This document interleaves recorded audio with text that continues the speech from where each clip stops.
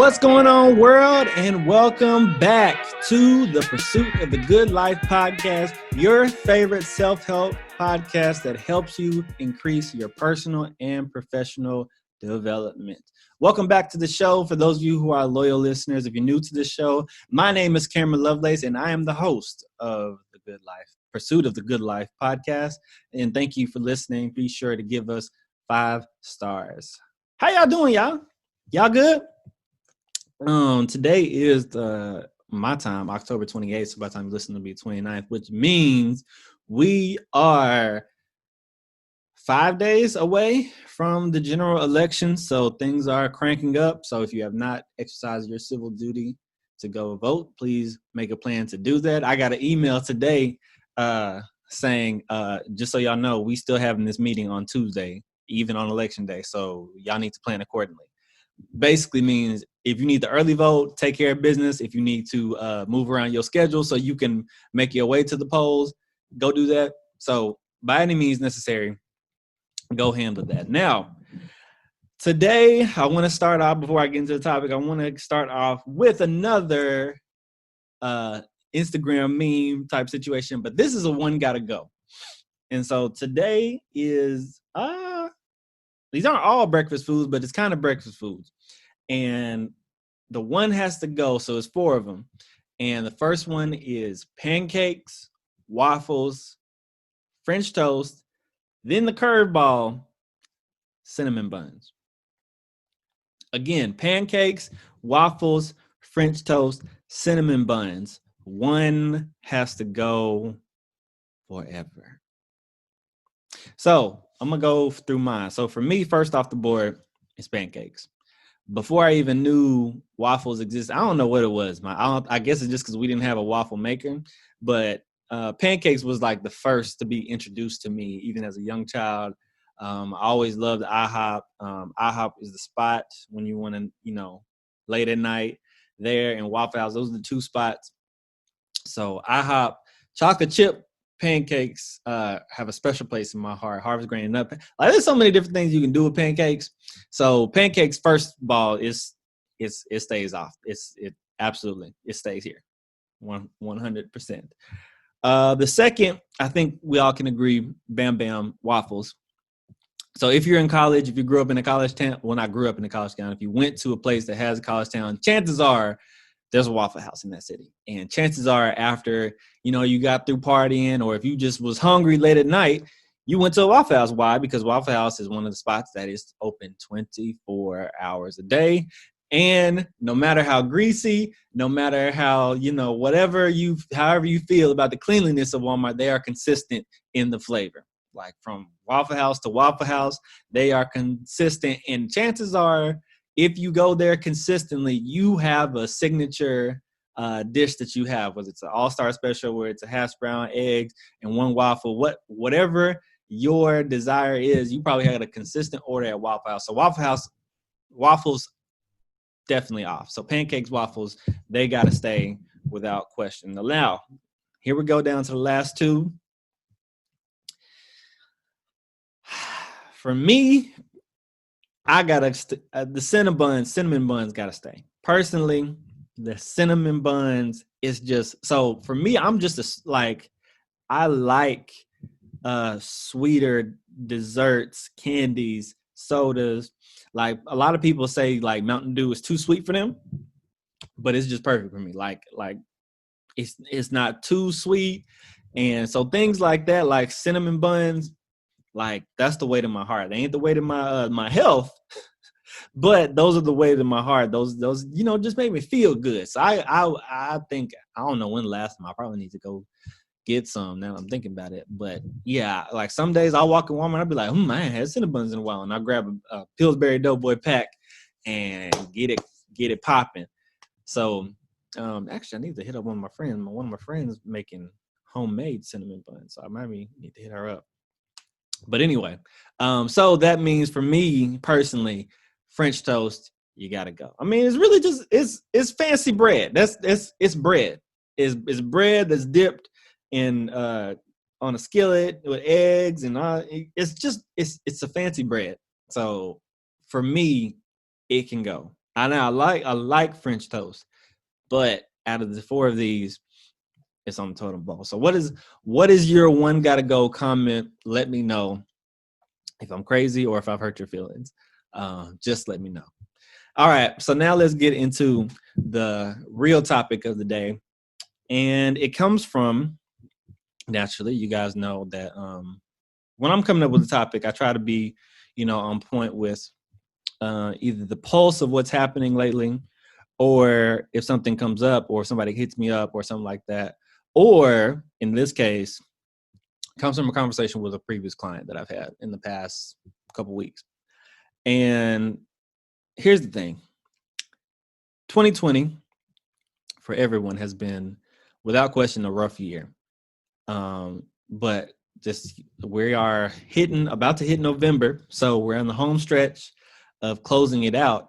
But here's the thing about this time of year in the fourth quarter, particularly as we're looking ahead to Thanksgiving, our production starts to slow down. And so what this particular client was recognizing is that, like, bruh, I'm just trying to get to Thanksgiving.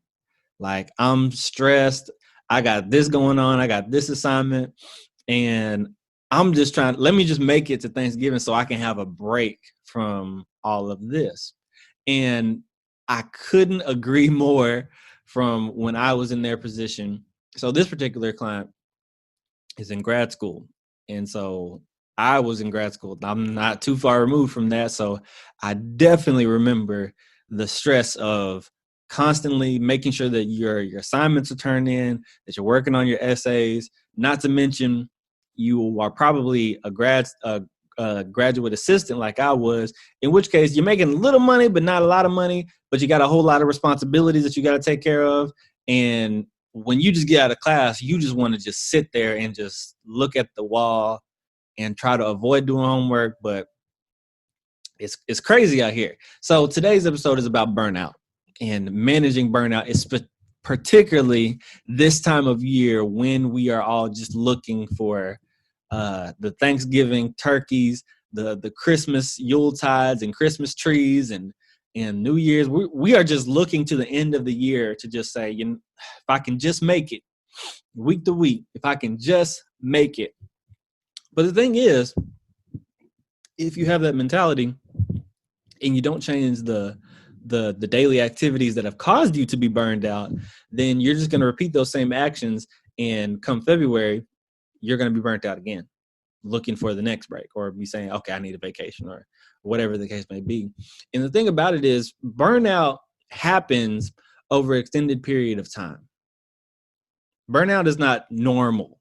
Feeling like drained is not a feeling that we're supposed to feel consistently. Realistically, you have to be able to consistently do the maintenance. It's just like with a car. With a car, if you do not get the oil changed, when that, well, first of all, before we even get to the oil change, the light comes on. The check engine light comes on consistently to say, hey, bro, we're running low on oil. It'd be a good idea for you to go ahead and take me in and get, the oil, good oil in, so that we can still run efficiently, right? And so when we take it in, of course, we're taking it in, of course, to maintain the oil, but doing that, of course, makes the whole engine work. If you do not take care of that crucial part after 3 months or 3,000 miles, whatever your car is, your car will break down. There's no ifs, ands, or but about it. After, chances are the max you could probably go without it, and don't quote me on this, I'm not an auto mechanic, but the most you could probably go without an oil change, realistically, is about 5 to 6 months. Around that 5th, 6 months, if you continuously driving on low oil or no oil, your car will break down. Well, scratch that. Your engine will break down, and then the rest of your car will function without it.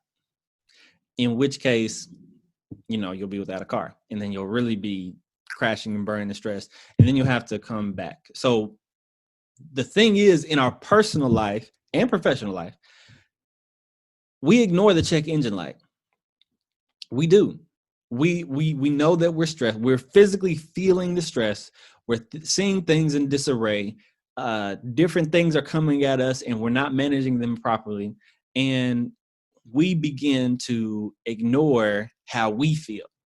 And the thing is, you got to always be in tune with how you're feeling when you're pursuing your version of the good life, so you can know what's working and what's not working. That's very important for you to have that compass. Because if you're not paying attention, then like I said, you're going to consistently burn yourself out every so often. And the thing is, we look at people who have emotional breakdowns, who have to be hospitalized. So for whatever reason, they feel like something is off, or they literally have a mental breakdown, in which case they have to be hospitalized in a physical hospital, like a regular hospital or a mental health hospital. And the thing is, it doesn't necessarily always happen all at once. It's a buildup over time. And I especially know this as a mental health therapist, especially with stress, anxiety, depression. Like, a severe break does not happen just all of a sudden. It happens over a buildup over time of not checking the things that are happening. And so now for you, this might not be, a full-blown break. For you who are students, who are teachers, who are team leaders, this is showing up in your performance reviews, aka your grades, your GPAs, your students' grades, GPAs. This is reflecting in the things that are around you, and it's showing that you were not at your best during this time, and it's showing in your performance. Well, some people look at me and say, well, I respond good under pressure. Do you really though? Do you really perform at the same high level if you said, let me take this break and work on a little bit here, take another break, work on a little bit here, take another break, work on a little bit here, instead of trying to do 15 pages the night before it's due? Or try to turn in all your grades in the week of.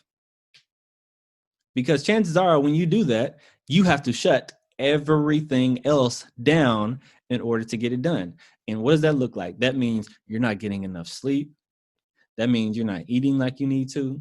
That means you're not sleeping like you need to. That means you're not responsible with your spouse like you need to. That means your other things are lacking, because now you got to lock in and turn in things at the last minute. That's literally what that looks like. So we talked about the core four. If you're a loyal listener to the podcast, you've heard of me talk about the core four. You can go back and revisit and listen to those episodes. But today specifically, I want to focus on what I personally call the three aspects of self-care. And of course, that is the physical, mental, and emotional side of your well-being. And talk through little tips on how to manage that day to day, so that you're not having to crash and burn. You just say, okay, let me take time for myself. And so the first thing we're going to go over is the physical aspect. And so, when you think physical, you think, oh, Cam, are you going to tell me to work out? Nah, because working out ain't for everybody. To be honest, I don't love working out. I like working out, but if I don't feel like working out, I'm not going to work out. Like, if I ain't got no goal, if we not going on a trip, if I ain't got something to look forward to that will inspire me to work out even when I don't feel like working out, I'm not going to work out. I'm not into fitness like that. So I'm not going to put on you, oh, well, make sure you go work out. No.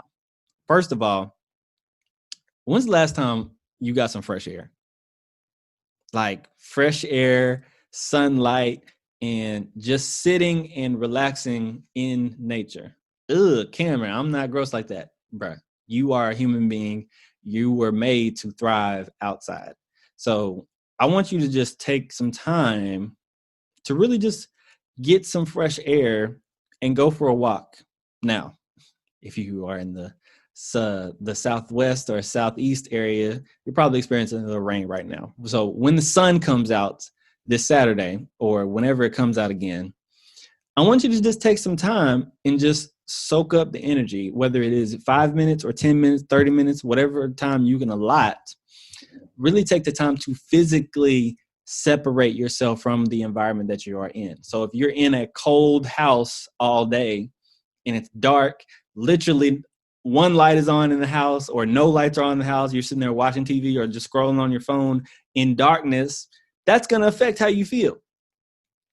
So that's why I want you guys to get out, literally get out, change your physical environment and go and get that natural air, get that natural sunlight, get the natural, it physically feeling it on your face. Feel that sweat come down a little bit. Yeah. I want you to just relax and feel what the outside feels like. So physically change your environment. So if you are a student, you're a teacher, and your only environment is your car, your classroom, and your home office, you need to change your environment. Literally change the surrounding and get a fresh, just physically I'm seeing different things. So even though my mind might be focused on this, but I'm physically going to experience something else. You can also change up your routine in your food. So now I'm not necessarily talking about dieting. While dieting would of course be helpful, but I'm talking about, change up what you've been eating as far as get something that tastes good. When's the last time you had your favorite ice cream? When's the last time you've had your favorite beverage from Sonic, from the Smoothie King, from wherever? When's the last time you had something very tasty to eat? Now, let me not go overboard because I am talking about in moderation, and I'm not talking about emotional eating. But I'm talking about physically indulging your taste buds with something that tastes good. Just take the time out, whether it's by yourself, with a significant other, or with your children, whatever. Matter of fact, no, I'll leave the children out. But the an environment that literally says, I'm doing this for me, and I'm going to enjoy the hell out of this. I'm going to enjoy the hell out of this Cinnabons. I'm going to enjoy the hell out of these Krispy Kreme donuts.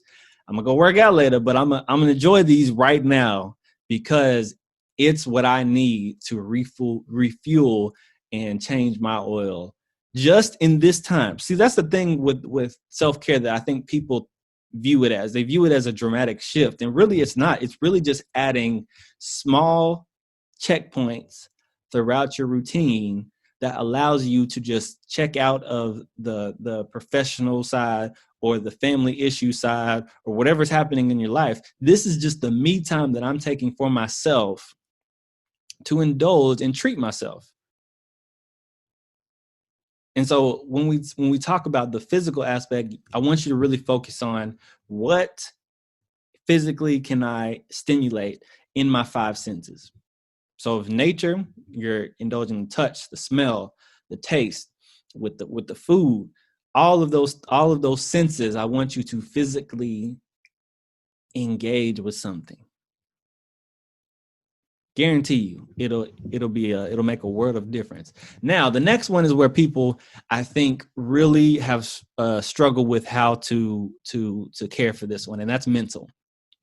How do you mentally take care of yourself, Cam? Well, glad you asked. So, first and foremost, when we think about mental health and mental well-being, I'm relating it more to like the sharpness of your mind. So your ability to, look at problems, process it, answer, respond to people, think of things. Like when your mind is clear as can be, and you're able to mentally handle different pressures and different things that are going on. So how do you treat that? What is the check engine light with that one? Well, that's when you have trouble focusing. Yep. That's when you have trouble maybe sleeping. That's when you're constantly thinking when you go to bed. And this is me sometimes, and I have to take a break and I have to meditate. I have to do something. This is when you go to sleep at night and you're constantly thinking about what you need to do, what you didn't get done, what you need to do tomorrow, what's happening here, random things that happened back in 2011. That is when you are in mental distress. And so, what's interesting is that People with anxiety, and I've since learned this, and I've been telling my clients this, of course, people with anxiety actually watch the same TV show over and over again because they don't have to go through the stress of trying to figure out what's going to happen to this character, why this character pissed me off, why this character this, why this character that.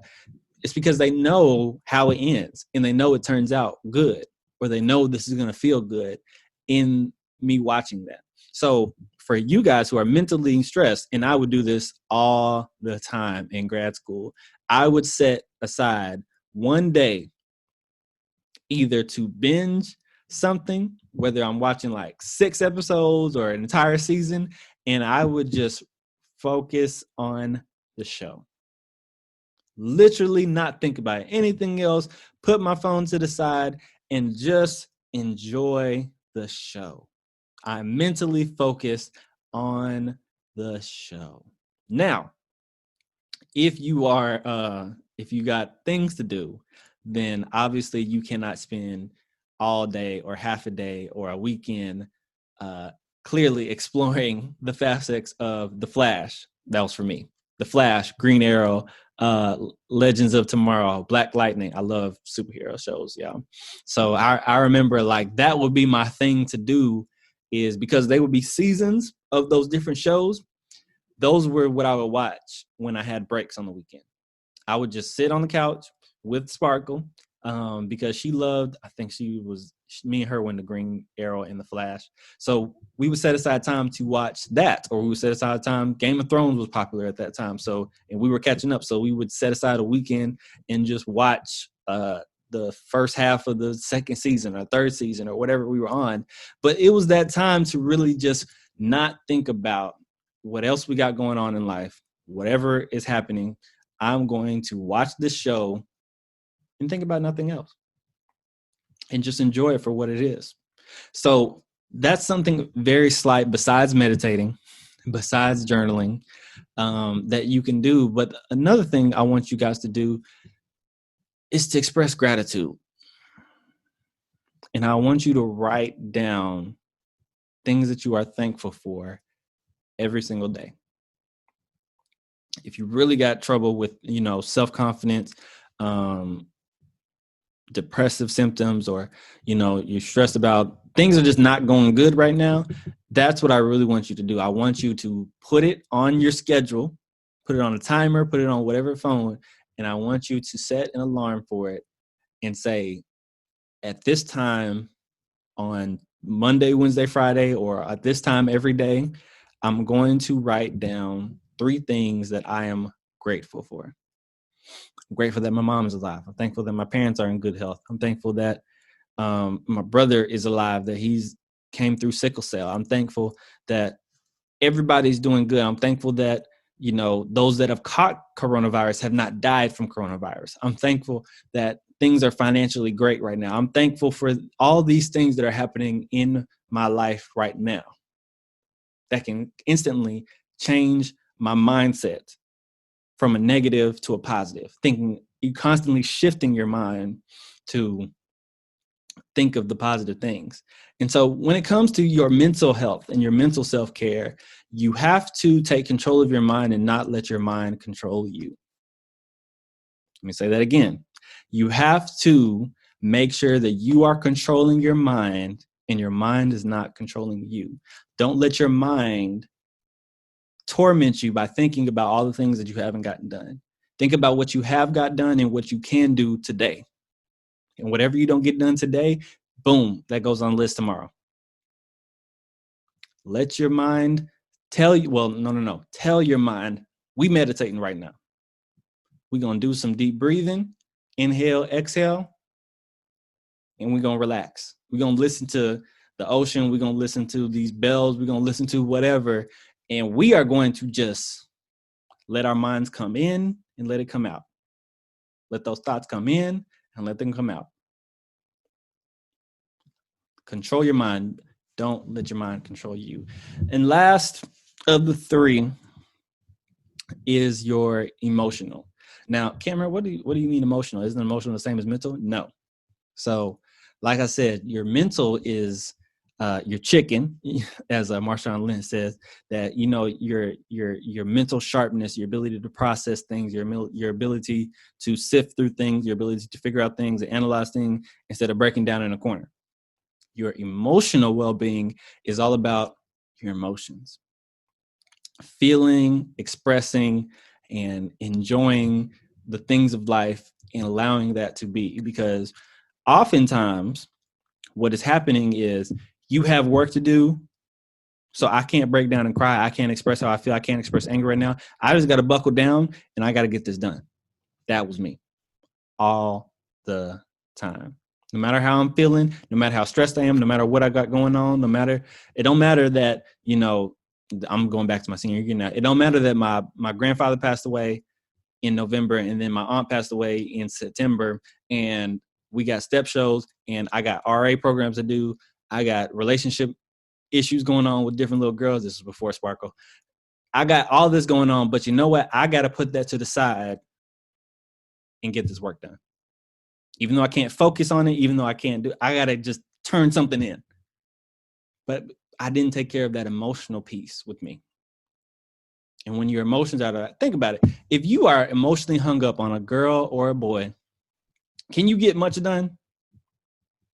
No. If you are sad, mad, all those things, feeling, you can't get anything done.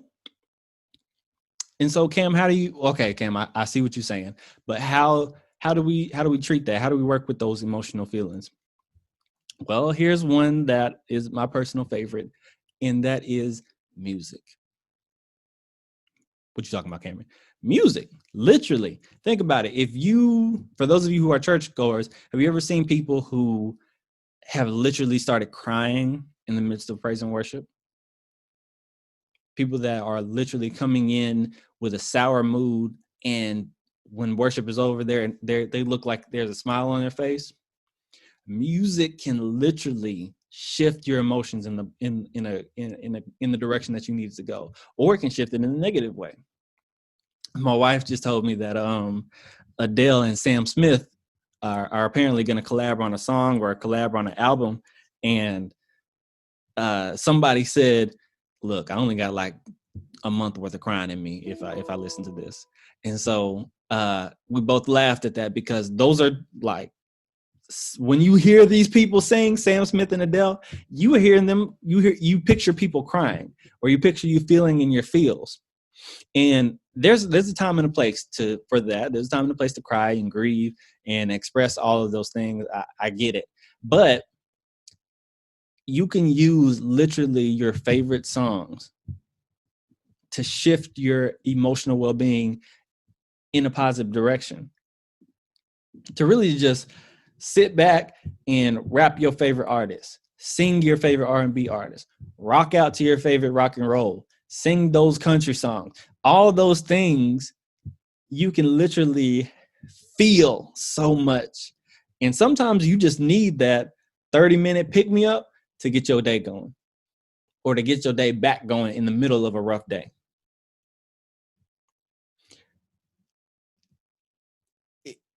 The biggest thing about self-care is to reinforce your boundaries for yourself, the boundaries and the time that you need to do the maintenance on your physical, mental, and emotional well-being.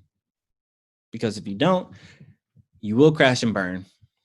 You will have a breakdown in some way, shape, or form, and your performance will go south in your professional and personal life. And so don't just look at, man, it's 3 weeks till Thanksgiving. I think I can make it. Let me just put this in the back burner, and let me just put my emotions aside. Let me put my physical health aside. Let me put my mental health aside. If I can just make it 3.5 more weeks. No. I want you to say, look, what time this week can I do these things? What time on Saturday at 2:00 can I go to Baskin Robbins and get a chocolate milkshake? What time in the middle of the day can I say, you know what? I'm going to take 15 minutes and I'm going to just listen to Erykah Badu. I'm going to listen to this. I'm going to listen to that. I'm going to read a book. I'm going to listen to a podcast like you're doing now. What time can I really implement these things for me? Because nobody else is going to do it for you. Nobody else. So I want you guys to schedule those times. And personally, I say minimum once a week. Minimum once a week. Really, you should be doing 3 times a week, but I'm going to start you off easy. I want you to implement one time this week where you can exercise some form of self-care to prevent yourself from burning out. Because the rate you're going, you ain't going to make it till Thanksgiving. You ain't going to make it 4 weeks. I'm just being honest. Or when we get to Thanksgiving, you're going to go off on somebody. And then you're not going to be invited. Everybody going to be looking at you crazy next Thanksgiving or Christmas or whatever the case may be. So take some time and implement one day, not a full day. I want you to implement 5 minutes, 10 minutes, 15 minutes, 30 minutes, whatever you can do to really just set aside and say, you know what? I'm going to mindlessly watch this show. I'm going to physically just sit outside and enjoy the rain. Listen to the rainfalls, watch my dog run up and down the yard, rolling in the dirt. That's what she loved to do. Anyway, sorry, y'all, that was me. I'm going to sit and listen to my favorite artists. I'm going to paint. I'm going to do these things for me each week. In closing, take the time for you, man. You ain't going to make it to Thanksgiving. You ain't going to make it to Christmas. You ain't going to make it to New Year if you crash and burn tomorrow. So take the time out to go take care of yourself. I know some teachers are tired of talking about self-care, but it's what y'all need. So I'm going to give you what you need. All right, y'all. So that is today's episode. Go ahead and give us that 5-star review on iTunes. Like, share, and subscribe to the YouTube channel. And keep pursuing your version of the good life. We're coming to you each and every single Thursday. Until then, we'll see you next week.